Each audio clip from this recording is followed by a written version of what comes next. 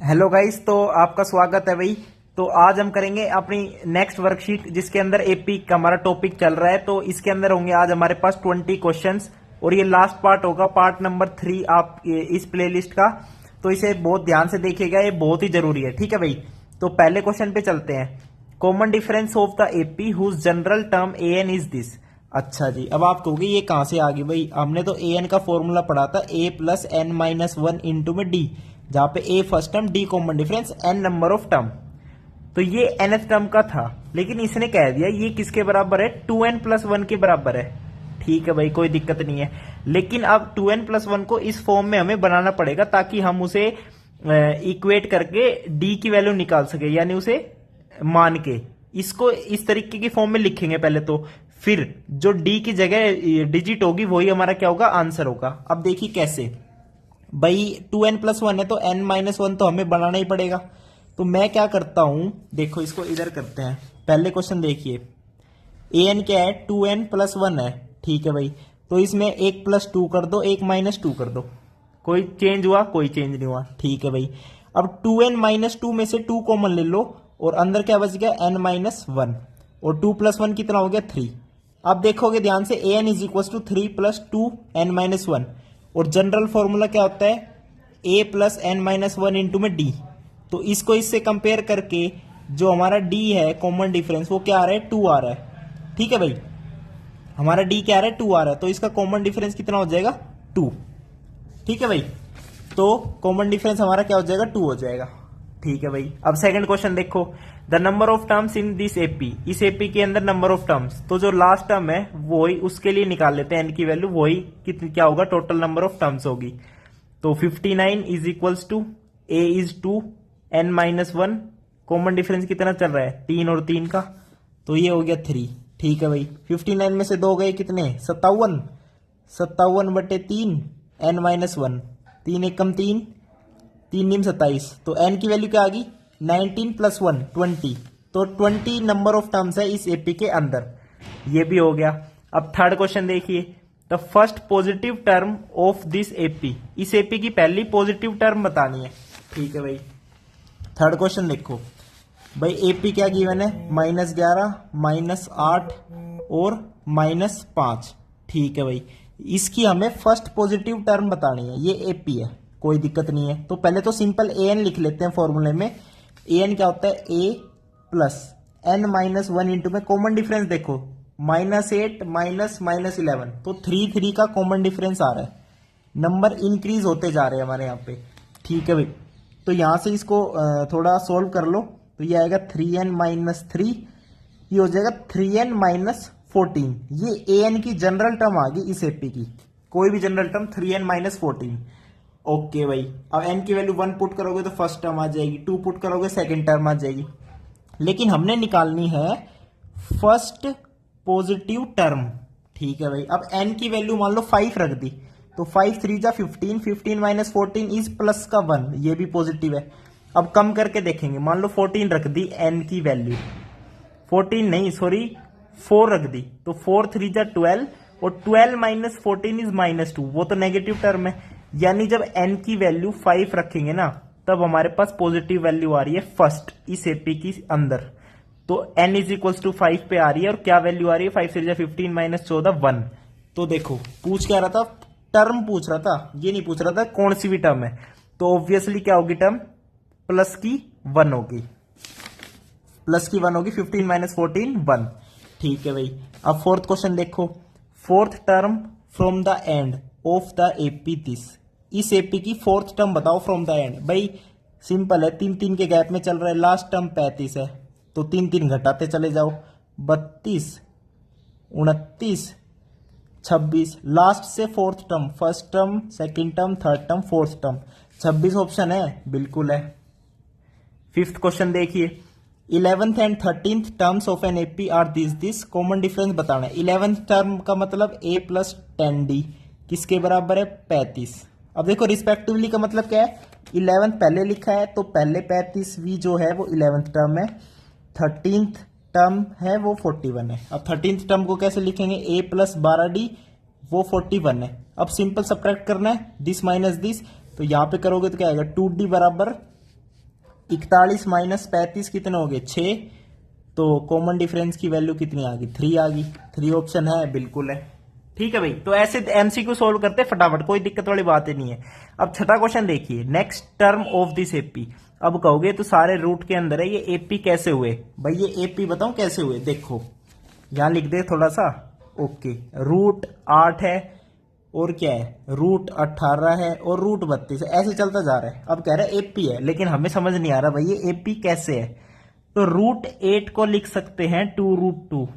अब रूट 18 है तो 9 दूनी 18 पूरा रूट, 9 का तो रूट 3 होता है, तो ये बन गया 3√2, ये 3√2। ऐसे इसे देखोगे बनेगा 4√2। अब भाई एपी बन तो गया। कॉमन डिफरेंस कितना आ रहा है 1 1 का ही तो आ रहा है। ठीक है, और पूछ क्या रहा है कि नेक्स्ट टर्म। अच्छा, रूट 32 के बाद टर्म बताओ कौन सी आएगी टर्म। तो ये 4√2 है, तो नेक्स्ट टर्म ऑब्वियसली 5√2 आएगी। ऑप्शन देखो 5√2 है कहीं पे, बिल्कुल है। अगर 5√2 नहीं होता तो क्या होता, √50 होता, यानी नेक्स्ट टर्म यहां पे क्या होती, √50। ओके गाइज, अब चलते हैं 7th क्वेश्चन पे। If for an AP A5 is equal to A10 is equal to 5A। अच्छा, A15 पूछ रहा है। ठीक है भाई, ओके। देखो A5 यानी A+4D which is equals to कह रहा है 10वीं टर्म भी बराबर है 5वीं टर्म भी बराबर है। ओके, 10वीं टर्म बराबर है तो ये होगी 9D। ठीक है, तो A से A cancel out, 4D is equals to 9D। Okay, अच्छा ये दिक्कत आ गई भाई। और ये कह रहा है कि वो 5A है, ये क्या है 5A है। अब देखो इसको करते हैं सोल्व अच्छे से। कौन सा है भाई, 7वां क्वेश्चन है ना, 7वां क्वेश्चन है। देखो 7th, इसमें कह रहा है कि A5 यानी 5th term is equals to A10 is equals to 5A। ठीक है भाई, और A15 हमें बताना है, A15 हमें फाइंड आउट करना है। तो जैसे क्वेश्चन कह रहा है उस हिसाब से चलते रहेंगे। तो फिर देखते हैं, A5 को मैंने लिख दिया A+4D, ये गिवन है 5A के बराबर। A से A नहीं, ऐसे नहीं होगा भाई, A से। ठीक है, तो 4D is equals to 4A, A is equals to D। यहां से ये पता चल गया कि फर्स्ट टर्म भी बराबर है और कॉमन डिफरेंस उसके बराबर है। अब A10 को हम लिखते हैं A+9D which is equals to 5A। 9D is equals to 4A, 9D is equals to 4A। ठीक है भाई, अब D और A यहां पे बराबर है, तो ये तो पॉसिबल ही नहीं है। ठीक है भाई, और पूछ रहा है 15वीं टर्म। अच्छा जी, तो देखो भाई इसमें क्या है, ये क्वेश्चन में ही गड़बड़ है, ये गलत क्वेश्चन है भाई। अगर मान लो ये दोनों बराबर है और ये इसके बराबर है, भाई देखो 1,1,1,1, ये भी सारे एपी है, यानी सेम, हर एक डिजिट सेम हो, हर एक वैल्यू सेम हो, फर्स्ट टर्म भी, सेकंड टर्म भी, थर्ड टर्म भी, वो सारे एपी होते हैं। लेकिन यहां पे दो बता दी सेम और इसकी वैल्यू बता दी 5A, और पूछ रहा है 15वीं टर्म बताओ, तो गड़बड़ है। और ऑप्शन कैसे आ रहे हैं, न्यूमेरिकल में आ रहे हैं, नंबर्स आ रहे हैं, तो इस क्वेश्चन में गड़बड़ी है, मिसप्रिंट है। ठीक है भाई, तो अब हम चलते हैं 8th क्वेश्चन पे। Which of the following is not an AP, इसमें से बताना है कौन सा एपी नहीं है। तो भाई फर्स्ट ऑप्शन देखो, +3 ये एपी है, लेकिन हमें बताना है not an AP. +4 +5 +6, B option तो एपी है ही नहीं।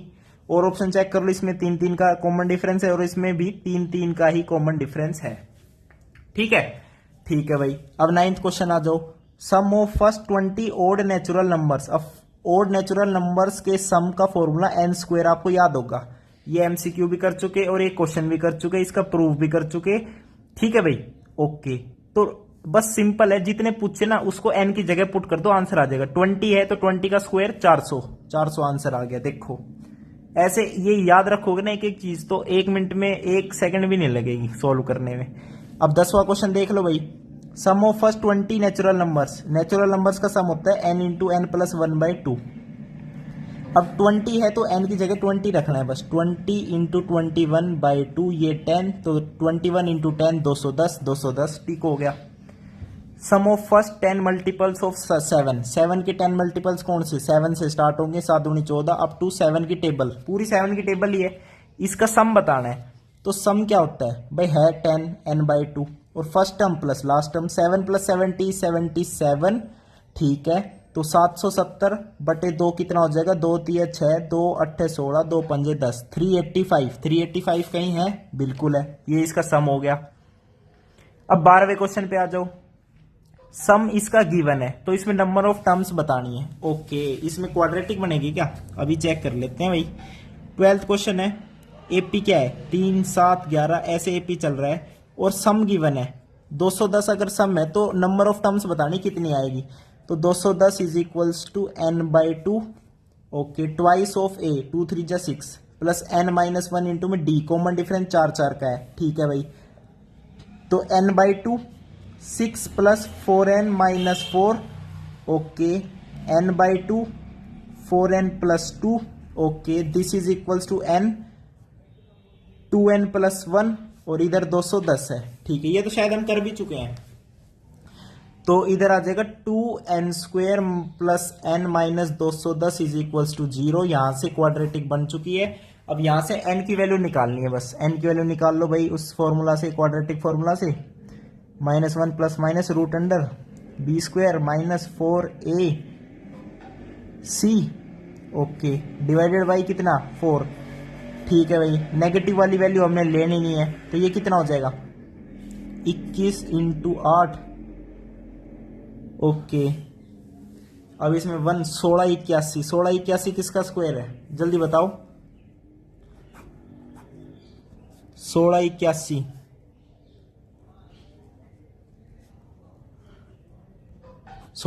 है 41 का स्क्वायर, तो ये हो जाएगा -1 प्लस माइनस 41/4। अब नेगेटिव वाली वैल्यू छोड़ दो, ये प्लस वाला साइन ले लो, ठीक है। यहां से 2 आएगी, ये नेगेटिव वाली तो नॉट पॉसिबल, प्लस वाली लोगे तो 40/4 10, तो यहां से n की वैल्यू 10 हम लेंगे। 10 हमारा ऑप्शन है, बिल्कुल है, ए ऑप्शन करेक्ट, ठीक है भाई। अब 13th क्वेश्चन में देखिए, right the next term of this AP. ये तो क्वेश्चन रिपीट हो गया, देखो इसकी नेक्स्ट टर्म क्या आएगी, लेकिन इस बार ऑप्शन अलग अलग है। पिछली बार ऑप्शन हमने पुट किया था 5√2, लेकिन मैंने बताया था √50 भी इसका आंसर है, ठीक है भाई। अब चलते हैं 14th क्वेश्चन पे। Which term of this AP is 0, 0 कौन सी टर्म है, 0 is equals to first term 21, n की वैल्यू फाइंड आउट करनी है, कॉमन डिफरेंस नेगेटिव है ऑफ कोर्स, डिक्रीज होते जा रही है टर्म्स, तो माइनस का 3, तो ये उधर जाके प्लस का हो जाएगा 3, ओके, 3 7 जा 21, 7 प्लस 1 8, तो 8th टर्म हो गया इसका आंसर। अब आगे 15वें क्वेश्चन पे, सम ऑफ फर्स्ट 100 मल्टीपल्स ऑफ 5। तो देखो सम निकालना है ना गाइज, तो n की वैल्यू तो गिवन है 100 है, 100/2 n/2। अब फर्स्ट सम ऑफ फर्स्ट कह रहा है, तो 5 से तो शुरू होगा ही उसके मल्टीपल, और लास्ट टर्म और देख लो 5 इंटू 100 500, तो ये सिंपल सम हो गया। तो ये कितना हो गया 505 डिवाइडेड बाई 2 इंटू में 100, तो 2 5 10 0, तो इसका आंसर क्या आ जाएगा बताओ जल्दी से। 5 से मल्टीप्लाई तो करना है भाई, 5 5 25 25 25 0, 25 25 0 है, बिल्कुल है, ठीक है। अब सारे क्वेश्चन ऐसे ही है, जो 5 क्वेश्चन बच गए ना वो सब ऐसे ही है। अब इसमें कह रहे हैं सम निकालो फर्स्ट 100 मल्टीपल्स ऑफ 9, तो 100 है तो 100/2 तो करना ही पड़ेगा n/2, और first term plus last term क्या होगी 9 इंटू 100 900, यानी 50 इंटू 909, तो कर लो भाई क्या आएगा 9 5 जो 45, 9 5 जो 45, 45450, तो ये ऑप्शन टिक हो गया। अब नेक्स्ट में कह रहा है फर्स्ट 100 मल्टीपल्स ऑफ 6, तो ऑब्वियसली 50 इंटू में क्या करोगे इस बार 606, तो 606 की 5 से मल्टीप्लाई कर दो, बस आंसर क्या आ जाएगा 6 5 जो 30, 6 5 जो 30 30 30 0, बिल्कुल ऑप्शन है, कर दो भाई। अब यहाँ पे कर दो भाई, इसको इस बार करना पड़ेगा 404 को 5 से मल्टीप्लाई, 5 4 जो 20, 5 4 जो 20, तो इस बार आएगा 20 20 0। अब आगे बात 3 वाले की, फर्स्ट 100 मल्टीपल्स ऑफ 3, ठीक है भाई 3 की कर लो बात, तो 303 इंटू 5 करना पड़ेगा इस बार, 5 3 15, 5 3 15, 15 15 0, बिल्कुल है, इसका ये हो गया। अब 8 की बारी आ गई, 8 में क्या कहेगा 808 इंटू 5, 808 इंटू में 5 करना पड़ेगा, तो 40 40 0, बिल्कुल ऑप्शन है, ये करेक्ट हो गया। तो ऐसे पूछ सकता है कि भाई 9 के मल्टीपल्स का सम बताओ, 8 के, 6 के, तो वही करना है, बस कुछ नहीं। आपको नंबर ऑफ टर्म्स पता है और एन की वैल्यू पता है, तो first term plus last term वही फॉर्मूला लगना है और कुछ नहीं है। ठीक है भाई, तो ये थे आपके सारे क्वेश्चंस। थैंक यू, नमस्कार।